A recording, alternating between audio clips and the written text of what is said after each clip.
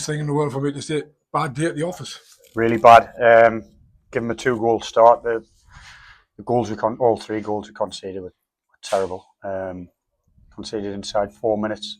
Absolute gift of a goal for them, which set the tone really. And then you get in at half time and you try and G them up and get them to start well. And 5 minutes in the second half, we conceded another to go 3 down. So, really disappointing performances from some lads who are normally consistent. Really felt for the 3 young 16-year-olds we had in today. I didn't think they got any help from the more experienced lads, which is a big disappointment. And it's difficult to say that, isn't it? Because you're saying the lads were more experienced and they're only sort of 18, 19, 20-year-old themselves as well. Yeah, but some of them have played a real good number of games at this level. So it doesn't matter how old you are. Like if you're more experienced than someone else, someone who's coming in and making the debut, you've got to try and get around them and help them. And I didn't think we did that today. Plenty of possession, plenty of pushing forward, but like the end product, not having Stephen Signbola and Nathan Conroy made a big difference. Yeah, I think the possession, we had lots of possession because they went 2-0 up early on and they just sat in.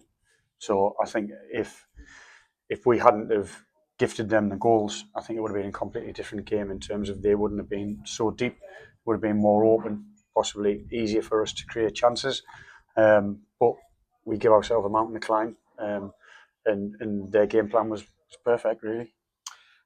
Moving forward, obviously you need players back. You need to get a few more experience, hopefully from injuries, sort of thing, you know.